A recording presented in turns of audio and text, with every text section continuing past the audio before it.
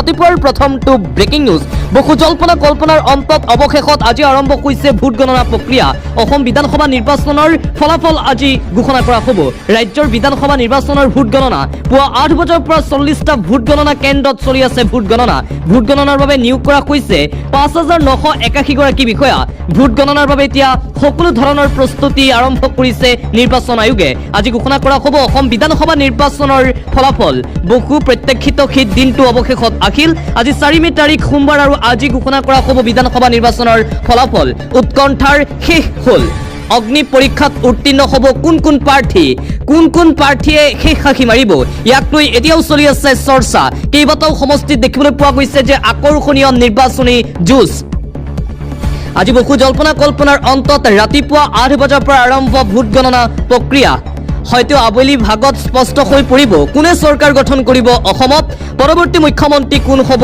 অসমৰ আৰু অসমৰ লগতে ভাৰতৰ 5 ৰাজ্যৰ বিধানসভা নিৰ্বাচনৰ ভোট গণনা প্ৰক্ৰিয়া আজিৰ দিনটোত আৰম্ভ হৈছে ব্যাপক উৎকণ্ঠা আছিল ৰাইজৰ মাজত 126টা সমষ্টিৰ ভিতৰত কেইবাটাও সমষ্টিত দেখিবলৈ পোৱা গৈছে তীব্ৰ প্ৰতিদ্বন্দিতা কেইবাটাও সমষ্টিত হৈছে তমুল যুঁজ যোৰহাটত হিতেন্দ্ৰনাথ গোস্বামী বনাম গৌৰৱ গগৈৰ আকৰ্ষণীয় যুঁজ দেখিবলৈ পোৱা গৈছে এতিয়াও স্পষ্ট নহয় কোন জিকিব যোৰহাট সমষ্টিত দিছপুৰ সমষ্টিত কোনীয় যুঁজ দেখিবলৈ পোৱা গৈছে দিছপুৰ সমষ্টিতো দেখিবলৈ পোৱা গৈছে তীব্ৰ প্ৰতিদ্বন্দিতা প্ৰাৰ্থীসকলৰ মাজত প্ৰদ্যুৎ বৰদলৈ মীৰা বৰঠাকুৰ জয়ন্ত কুমাৰ দাসৰ মাজত তীব্ৰ প্ৰতিদ্বন্দিতা দেখিবলৈ পোৱা গৈছে দিছপুৰ সমষ্টিত আটাইতকৈ চৰ্চাত আছে কেইবাটাও সমষ্টি তিতাবৰত ধীৰাজ গোৱালা প্ৰাণকুৰ্মী ভাস্কৰ বৰবৰুৱাৰ মাজত দেখিবলৈ পোৱা যায় তীব্ৰ প্ৰতিদ্বন্দিতা এইকেইটা সমষ্টিত কিন্তু আকৰ্ষণীয় হৈছে নিৰ্বাচনী যুঁজ মৰিয়নি সমষ্টিত ৰূপজ্যোতি কৰ্মী বনাম ৰাইজৰ দলৰ প্ৰাৰ্থী ডক্টৰ জ্ঞানশ্ৰী বৰাৰ তীব্ৰ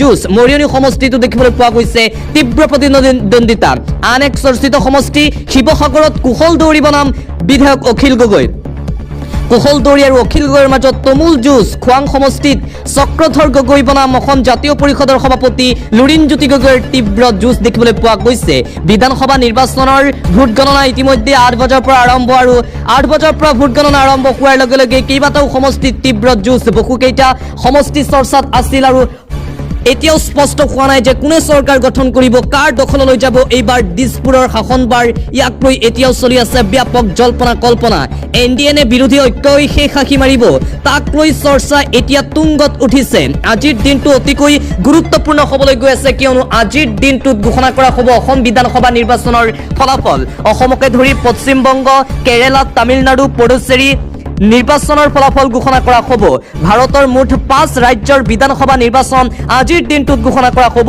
ইতিমধ্যে ৰাতিপুৱা 8 বজাৰ পৰা আৰম্ভ ভোট গণনা প্ৰক্ৰিয়া পশ্চিম বংগতো দেখিবলৈ পোৱা গৈছে বিজেপি আৰু তৃণমূল কংগ্ৰেছৰ মাজত তীব্ৰ প্ৰতিদ্বন্দিতা পশ্চিম বংগ অসম বিশেষকৈ এতিয়া চৰ্চাত আছে এই দুই ৰাজ্যৰ বিধানসভা নিৰ্বাচনক লৈ সকলোৱে অপেক্ষা কৰি আছিল যে এই দুই ৰাজ্যত কোনে চৰকাৰ গঠন কৰিব এক্সিট পলৰ বিপৰীতে এইবাৰ ৰাইজে ভোট দিবনে ইয়াক লৈ চলিছিল ব্যাপক জল্পনা কল্পনা আৰু অৱশেষত আজিৰ সেই বহু প্ৰত্যক্ষিত খণ্ড আহিল আজি 4 মে তাৰিখ ৰাতিপুৱা 8 বজাত ভোট গণনা প্ৰক্ৰিয়া আৰম্ভ দেখিবলৈ পোৱা গৈছে যে কেইবাটাও সমষ্টিত বহু চৰ্চা দেখিবলৈ পোৱা গৈছে শিৱসাগৰতো দেখিবলৈ পোৱা গৈছে তীব্ৰ প্ৰতিদ্বন্দিতা নিৰ্বাচনৰ প্ৰতিটো খবৰ এইটো চেনেলৰ জৰিয়তে আপোনালোকে লাভ কৰিব অসম বিধানসভা নিৰ্বাচনৰ ফলাফলৰ লগতে ভাৰতৰ আন 5 ৰাজ্যৰ নিৰ্বাচনৰ ফলাফল পোনপটীয়াকৈ চাব পাৰিব আৰু আজি নিৰ্বাচনৰ ভোট গণনা চলি থকাৰ মাজতেই ৰাজীৱ ভৱন এতিয়া দেখিবলৈ পোৱা গৈছে যে জিলিকি উঠিছে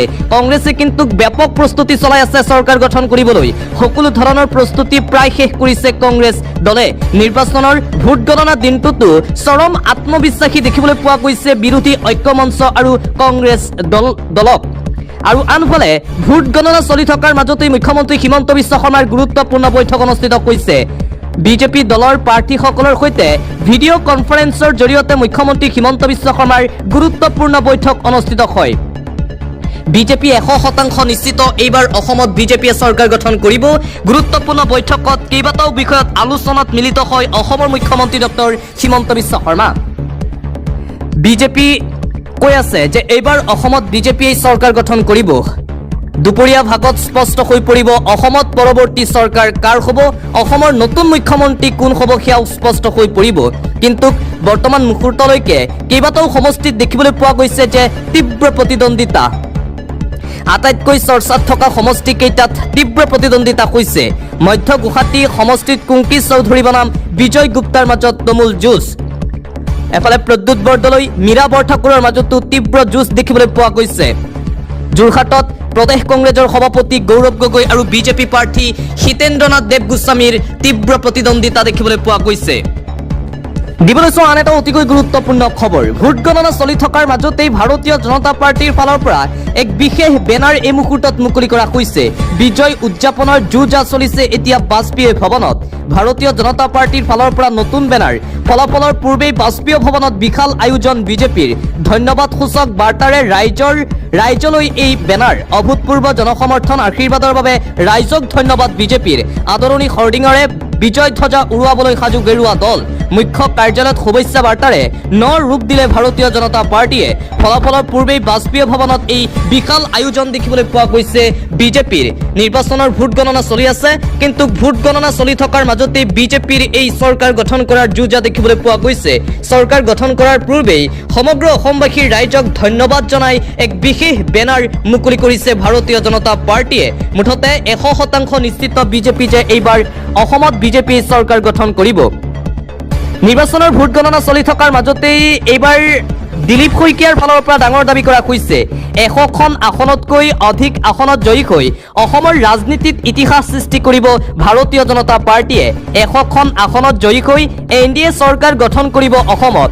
90খন আসনৰ 80তকৈও অধিক আসনত অকলেই জিকিব বিজেপি। 10:30 মানলৈকে বিৰোধী জিকিব। স্বাধীনোত্তৰ অসমত ঐতিহাসিক জয়লাভ কৰিব ভাৰতীয় জনতা পাৰ্টিয়ে। অসমৰ অভূতপূৰ্ব উন্নয়নৰ বাবে বিজেপিৰ চৰকাৰ হ'ব অসমত। ফলাফল ঘোষণা কৰাৰ পূৰ্বেই বিজেপিয়ে চৰকাৰ গঠন কৰিব বুলি পুনৰবাৰ দাবী কৰিছে ৰাজ্যিক বিজেপিৰ সভাপতি দিলীপ শইকীয়াই। চেঞ্চুৰী পাৰ কৰিব, 100% নিশ্চিত যে এইবাৰ বিজেপিয়ে অসমত চৰকাৰ গঠন কৰিবলৈ গৈ আছে। এইদৰে দিলীপ শইকীয়াই কয়, ইতিহাসৰ আটাইতকৈ ডাঙৰ জয় হ'ব এইবাৰ বিজেপিৰ অসমত। স্বাধীনোত্তৰ অসমৰ ইতিহাসত সৰ্বাধিক আসনত জয়লাভ কৰি চৰকাৰ গঠন কৰিবলৈ গৈ আছে ভাৰতীয় জনতা পাৰ্টিয়ে। আৰু মাত্ৰ কেইটামান ঘণ্টাৰ পিছতেই স্পষ্ট হৈ পৰিব সকলো কথা। ভোট গণনা চলি থকাৰ মাজতেই আন এক বিষয় এইবাৰ চৰ্চালৈ আহিছে। অসমতো হ'ব পাৰে ঘোঁৰা কিনা বেচা, বিৰোধীৰ আশংকা। এইবাৰ বিধানসভা নিৰ্বাচনত যিহেতু তুমুল প্ৰতিদ্বন্দ্বিতা হৈছে, সেয়েহে বিধায়ক কিনা বেচা হ'ব পাৰে। আৰু যাক লৈ এতিয়া বিৰোধী দলসমূহৰ মাজত শংকা। নিৰ্বাচনৰ ফলাফলৰ পিছত অসমতো হ'ব পাৰে ঘোঁৰা কিনা বেচা। নিৰংকুশ সংখ্যাগৰিষ্ঠতাক লৈ শাসক পক্ষই কিনিব পাৰে ঘোঁৰা কিনা বেচাক লৈ আশংকা বিৰোধী দলসমূহৰ। জয়ৰ সম্ভাৱনা থকা বিৰোধী প্ৰাৰ্থীৰ সৈতে বিজেপিয়ে যোগাযোগ কৰিছে। বিস্ফোৰক দাবী অসম জাতীয় পৰিষদৰ প্ৰাৰ্থী চিত্তৰঞ্জন বসুমতাৰীৰ।